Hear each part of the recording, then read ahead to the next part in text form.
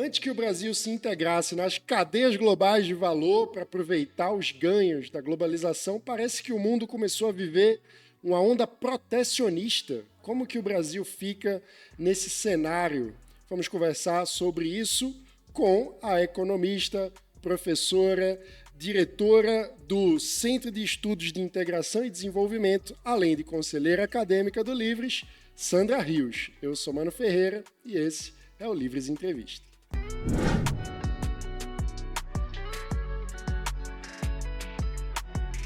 Sandra, em primeiro lugar, super obrigado por reservar um tempinho para a gente aqui no Livres.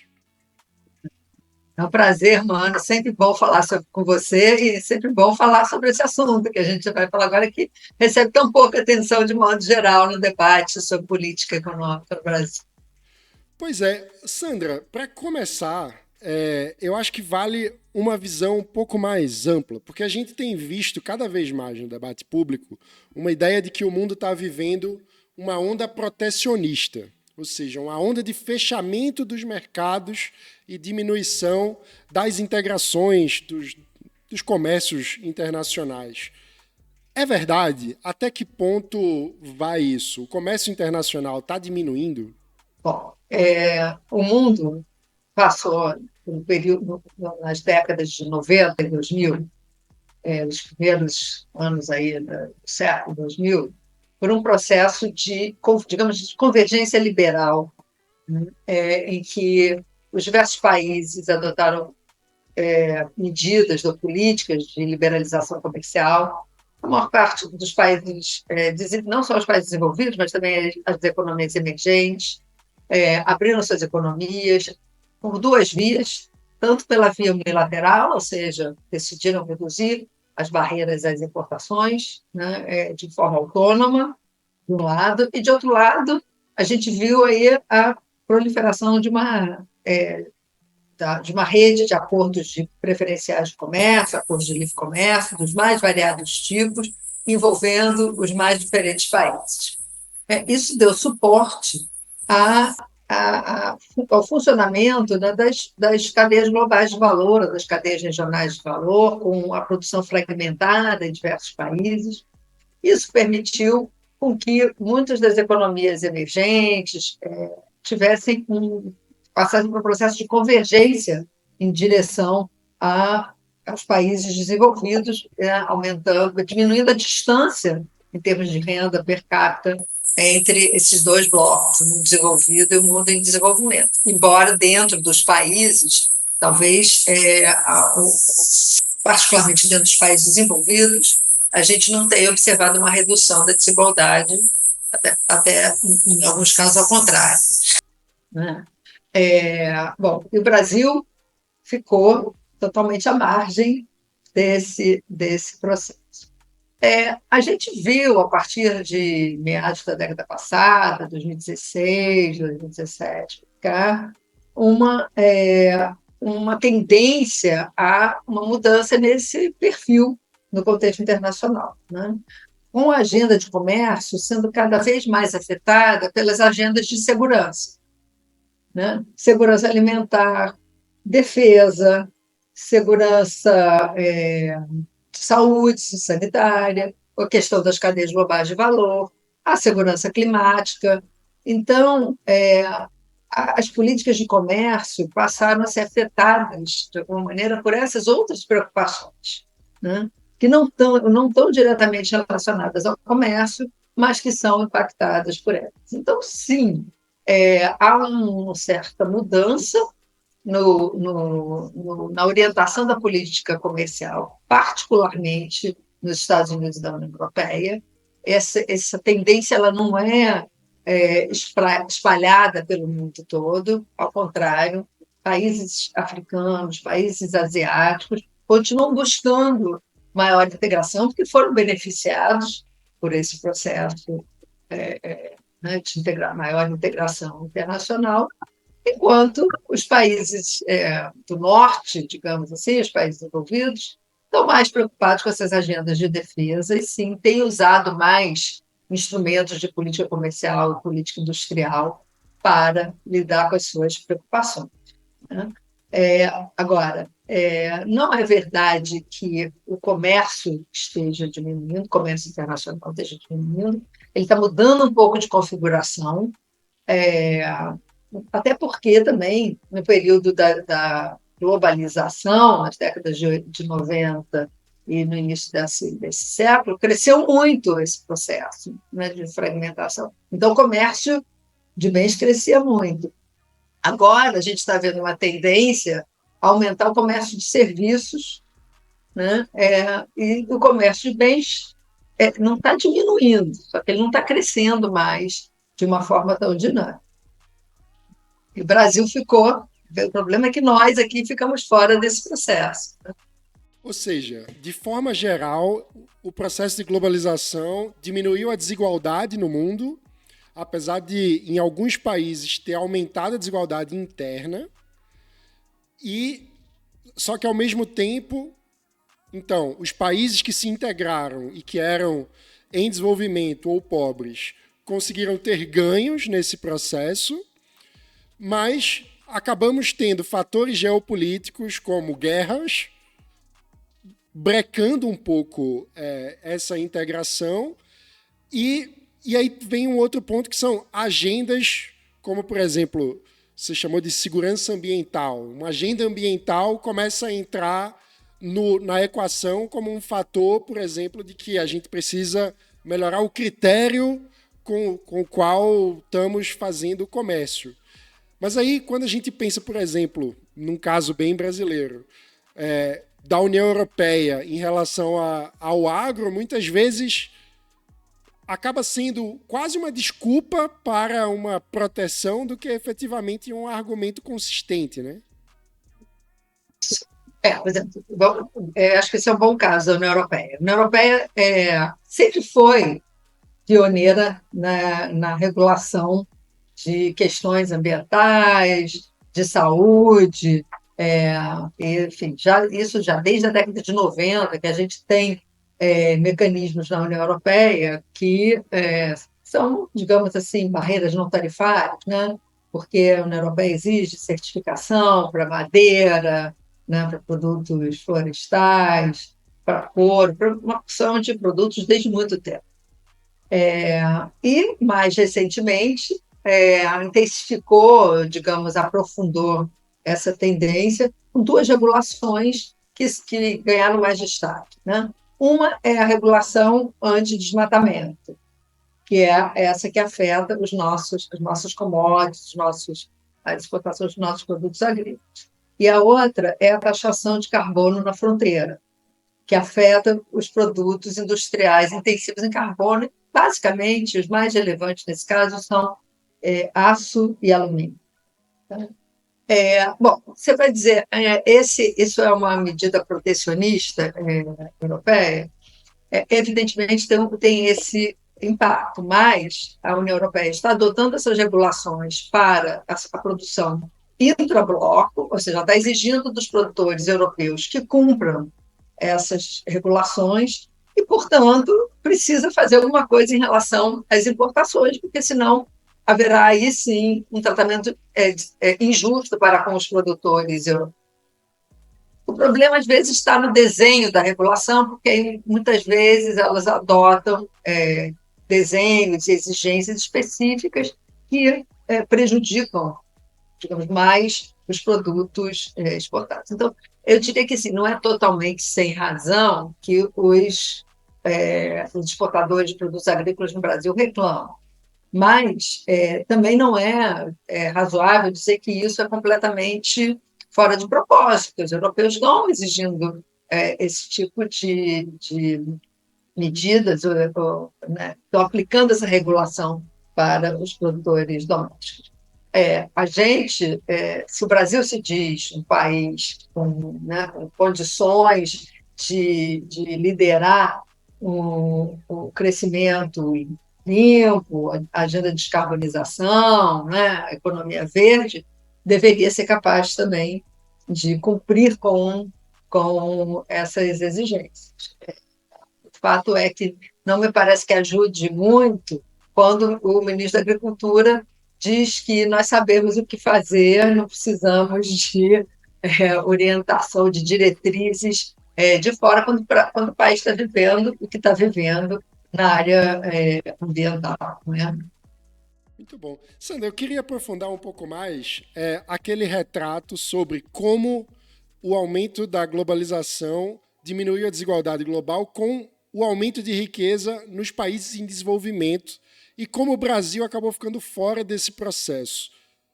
Tem algum dado sobre esse tipo de crescimento que ajuda a tornar mais claro para o pessoal que está acompanhando qual a diferença entre países em desenvolvimento que aderiram à globalização e o Brasil? A maior parte desses países, como eu mencionei, adotou dois tipos de estratégia, né? Reduziu suas tarifas de importação, procurou fazer uma certa convergência da sua regulação doméstica com os padrões internacionais. Estou falando de regulação doméstica, aqui nesse caso, regulamentos técnicos que afetam os produtos, né? Medidas sanitárias, fitossanitárias ou regulamentos técnicos específicos. Se você adota um regulamento técnico compatível com o que vigora na maior parte dos países desenvolvidos, o produtor doméstico já vai produzir aquele produto de forma que ele possa entrar nos outros mercados. A gente aqui no Brasil, não. A gente tem. Parece que a nossa regulação é feita justamente ao contrário. Né? A gente cria a tomada de 3 pinos. Isso, exatamente. Né? Então, teve tanto esse movimento de, digamos, convergência ou harmonização de regulações, quanto redução de tarifas de importação, particularmente para bens industriais. E com muita ênfase nos produtos intermediários, que são usados como insumo. Quer dizer, se um país quer se integrar nas cadeias globais de valor, ele precisa comprar partes, peças, componentes, insumos químicos, aço, né, para incorporar, andar mais um ou dois elos na cadeia produtiva e depois, de repente, exportar o produto já processado.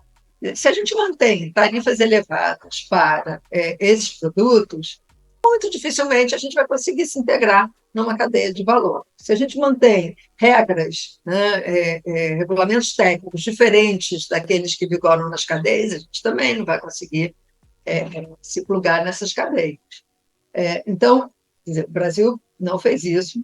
Boa parte dos países asiáticos, os nossos vizinhos sul-americanos aqui, que não são parte do Mercosul, Chile, Peru, Colômbia, fizeram esse movimento, os países da América Central fizeram esse movimento. Então, ficamos aqui, o leste europeu se integrou na União Europeia e nós ficamos esperando que a nossa proteção ajudasse a indústria nascente, que está demorando muito para nascer, já está demorando uns 70 anos para nascer. Já está se aposentando sem ter ainda virado gente grande. Isso é muito bom, porque a gente continua até hoje ouvindo no debate público argumentos de pessoas ligadas à indústria brasileira como se houvesse algum tipo de ingenuidade por parte de quem defende uma maior abertura. Quem é ingênuo nesse processo, Sandra? Me parece curioso esse argumento de ingenuidade, como se o Brasil não adotasse medidas de proteção. Quer dizer, o Brasil, em termos de tarifas para bens industriais, atualmente, depois de uma redução de 10% que foi implementada no governo Bolsonaro, atualmente só tem 20 países no mundo que têm tarifas médias para produtos industriais menores que o Brasil. Todos eles são países africanos ou, aqui na América do Sul, Venezuela e Argentina. Não me parece que estejamos em boa companhia nesse tipo de em termos de melhores práticas para políticas comerciais. Né? Então, chamar o Brasil de ingênuo, outros dados. O Brasil é o terceiro país do mundo com maior número de medidas antidumping aplicadas. Medidas antidumping são medidas de proteção que incidem sobre tarifa de importação. Então, nós somos o 24º país do mundo em termos de ranking de importações, mas somos o terceiro em termos de aplicação de medidas antidumping. Tem alguma coisa aí que está fora do lugar, né? Nós aplicamos, utilizamos medidas, instrumentos de política industrial fortemente baseados em subsídios, em conteúdo local, em compras governamentais, né, que dificultam as importações, que distorcem as condições de competitividade. Então, eu não estou vendo onde está a ingenuidade. Eu estou vendo, sim, onde está a singularidade do Brasil nesse contexto internacional, que é uma singularidade que tem a ver com a resistência das políticas, da ideia de substituição de importações, que aparece novamente na nova política industrial desse governo, né, que tem diversos mecanismos voltados para o uso de compras governamentais, com preferência para produtores locais, medidas de conteúdo local, subsídios e por aí vai. Isso é muito interessante, porque quem argumenta que nós estaríamos supostamente sendo ingênuos na guerra comercial que o mundo vive, também tenta usar como argumento uma ideia de que os países desenvolvidos só se desenvolveram protegendo a sua indústria e que só depois de desenvolvidos é que teriam se integrado ao mundo. É verdade? Olha, é verdade que lá atrás, né, você está falando de mais de um século, esses países usaram medidas de proteção. Mas aqueles que conseguiram dar certo, em geral, eles usaram políticas de proteção associadas a objetivos de exportação. E aqui no Brasil é muito comum se usar o caso da Coreia, né? Na Coreia do Sul, para não trazer um caso de um país que, na década de 80, se a gente pegar ali o iniciozinho da década de 80, a Coreia e o Brasil estavam em condições de desenvolvimento relativamente semelhantes. E quando a gente comparava os dois países, a gente podia até achar que o Brasil tinha mais condições de chegar mais rápido, de convergir mais rápido para o mundo desenvolvido do que a Coreia. E a Coreia adotou, sim, adotava naquela época um mecanismo de proteção de importações, mas era muito focado nas exportações. Então, eles tinham diversos instrumentos para reduzir a proteção voltada para o mercado internacional. E à medida que foi percebendo que aquela estrutura de proteção não era compatível com seus objetivos, foi reduzindo a proteção. Então, investiu, de um lado, em educação e, de outro lado, abriu a economia. A gente aqui no Brasil adota a política de substituição de importações de forma assim, bastante clara desde o início dos anos 50. Então, a gente está falando de mais de 70 anos de política de substituição de importação, com tarifa elevada. Então, como assim? Quer dizer, quando é que a gente vai convergir? Quanto tempo esse processo vai levar? Né? Esse argumento, quer dizer, desconsidera o fato de que a gente está num mundo em que o Brasil é um outlier, um ponto fora da curva. Esses outros países asiáticos, por exemplo, né, que estão convergindo, eles adotaram políticas de liberalização comercial. Nem tem nenhum país que tenha se tornado desenvolvido permanecendo fechado. Né? Então, quer dizer, eu não sei o que a gente está esperando com isso, porque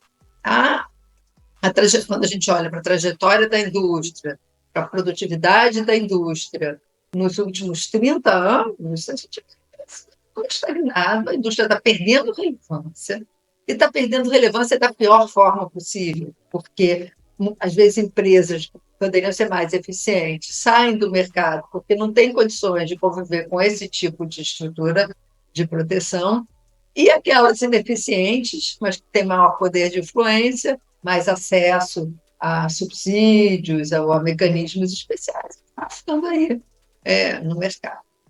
Isso é um ponto que eu acho que vale a pena a gente explicar de forma didática. Por que a abertura aumenta a produtividade?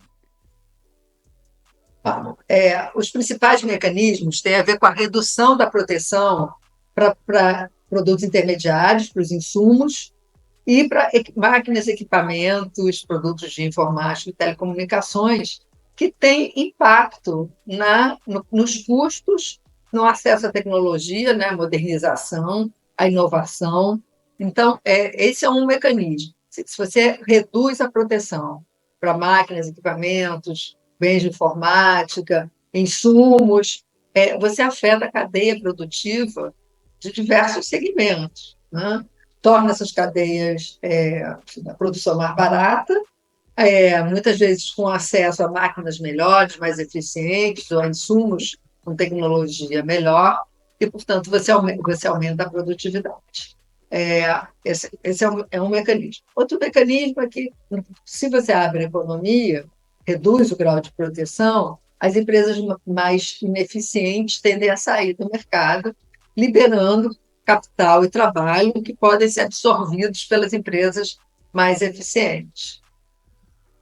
E também, nesse processo, as empresas vão ganhar competitividade e vão ter condições de participar melhor dos mercados internacionais, de exportar mais. E, ao exportar mais, elas também trazem, né, as exigências dos consumidores lá fora para o processo produtivo aqui.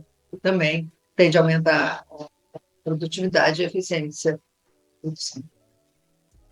Ô Sandra, no contexto da política internacional, os Estados Unidos sempre foi um ator essencial, né? Especialmente pós-guerra. Né?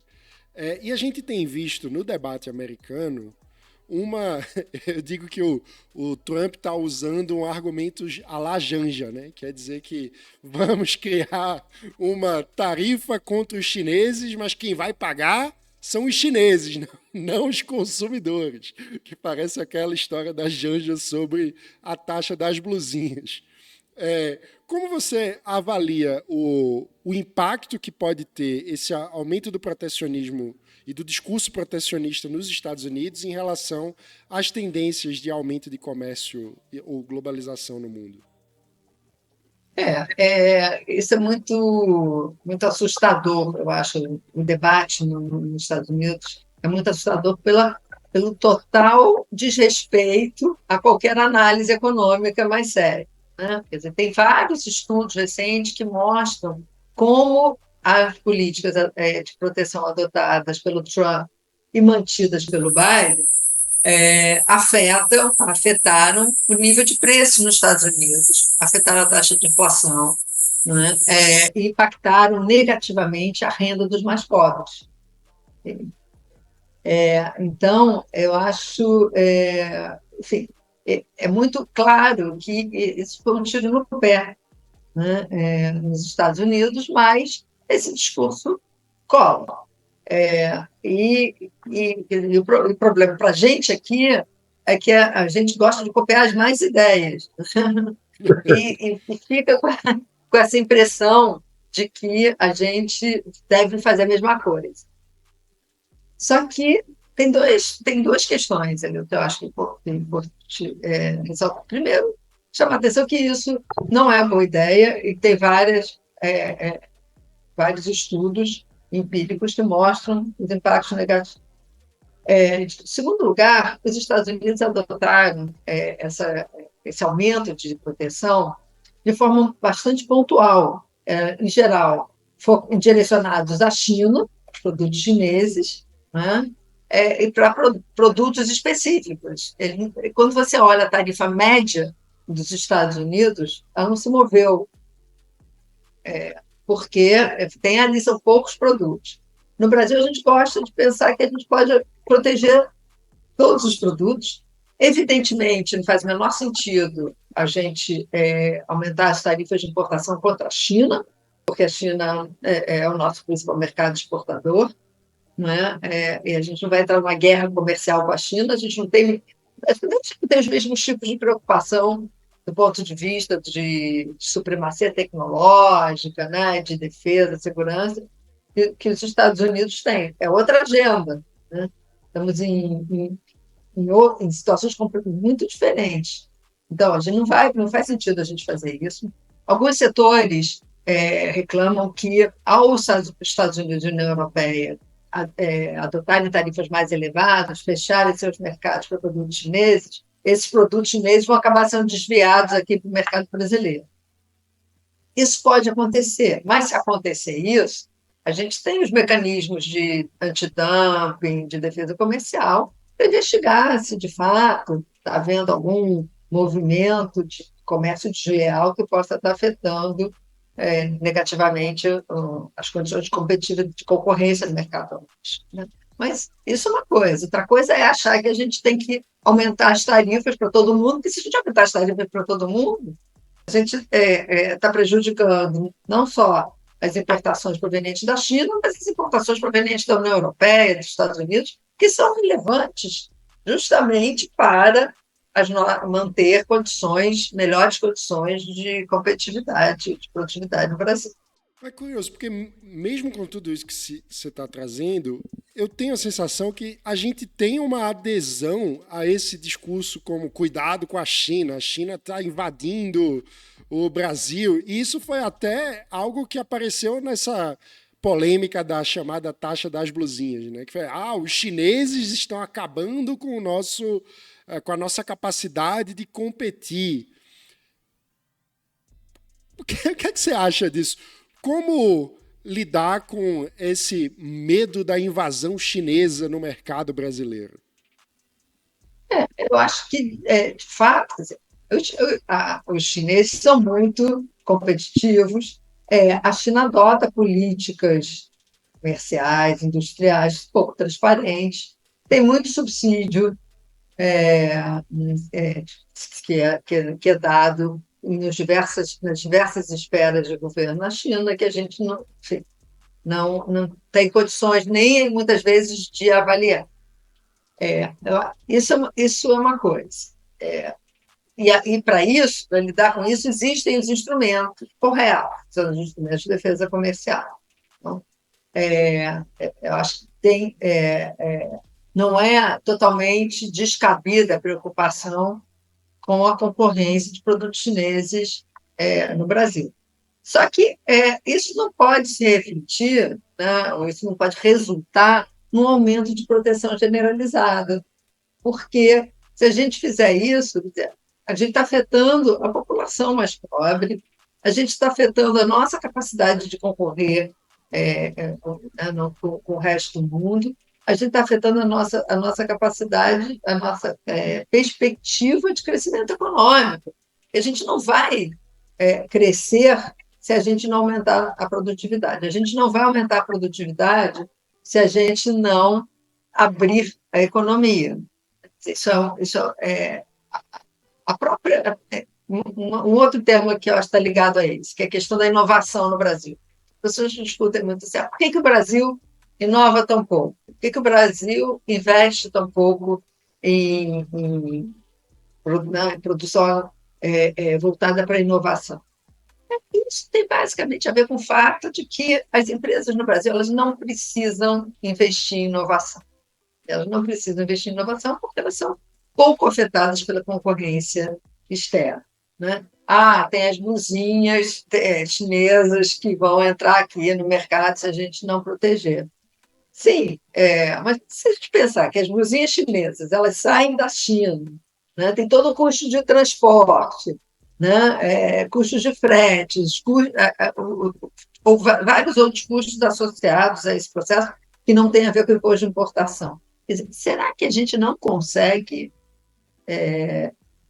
pensar em investimentos aqui, em processos produtivos que possam competir, sendo que a gente tem 35% de tarifa de importação sobre confecções, uma blusinha que não vem pelo comércio eletrônico, ela paga 35% de tarifa de importação, fora todos os outros impostos que incidem tanto sobre a produção doméstica quanto importações. Né? Então, me parece um pouco, nesse sentido, me parece uma coisa, mais uma narrativa do que um fato econômico em si.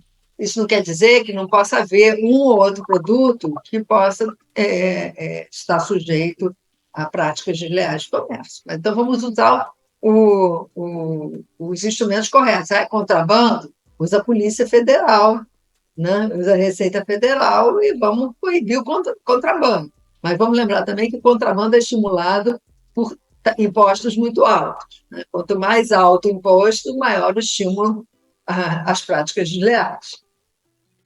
Muito bom. Sandra, a gente está chegando ao fim. Você acha que tem algum lugar onde a gente pode, no cenário atual, governo Lula, olhar e se apegar com algum tipo de otimismo?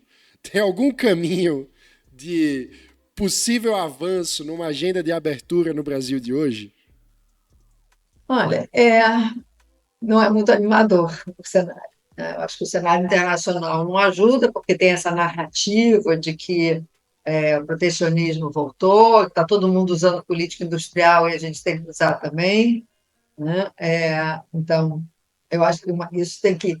Sobre política industrial, eu acho que tem que ficar muito claro que a gente não tem não tem espaço fiscal, né, para conceder subsídios que possam fazer frentes àqueles que estão sendo concedidos pelos países desenvolvidos. Então, isso é jogar dinheiro fora, né? Faz algum sentido a gente pensar em colocar recursos para produzir semicondutores no Brasil, né? Certamente esse dinheiro vai acabar aí na lata do lixo, como a gente já teve diversas experiências no passado. Então, isso eu acho que não faz sentido. Mas eu acho que o episódio da taxação das gulosinhas foi ilustrativo pela primeira vez. A gente viu mobilização dos consumidores, né, percebendo que vai doer no bolso, aquilo vai afetar o seu poder de compra.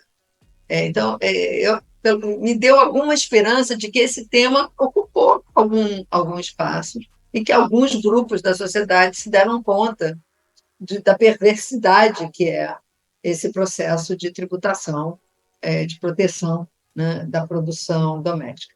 E também, mais recentemente, as discussões, as demandas dos setores de aço, de produtos químicos, para aumentar a importação, para poder competir com os produtos chineses, que é sempre esse o argumento, também gerou reações dos setores que estão a jusante na cadeia produtiva, aqueles setores que usam aço e produtos químicos no seu processo produtivo, começaram também a reclamar, a se movimentar para evitar que esse tipo de coisa.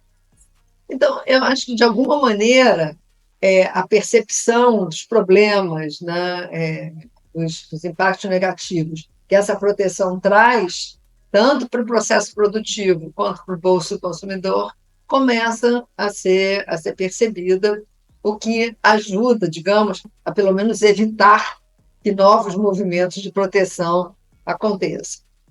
Agora, para um novo movimento de abertura, eu acho que a gente tem que continuar batendo na terra e mostrando a singularidade do Brasil. O fato de que o Brasil é um ponto fora da curva, que a gente protege muito mais a indústria do que a maior parte dos países comparáveis conosco, e que isso não vai levar a lugar nenhum, aliás, está nos levando cada vez mais ao encolhimento da própria indústria. Isso é um veneno que a própria indústria está se auto-administrando, né? Porque se não fosse assim, a participação da indústria não estaria despencando no PIB como a gente está vendo. Sandra Rios, muito obrigado por esse Livres Entrevista. Obrigada, foi um prazer, mano. Se você também acha que precisamos continuar batendo nessa tecla, defendendo a abertura para que os brasileiros mais pobres possam ser incluídos nas benesses da globalização, você precisa também se tornar um associado do Livres lá no nosso site, em eusolivres.org/participe. Muito obrigado e até a próxima.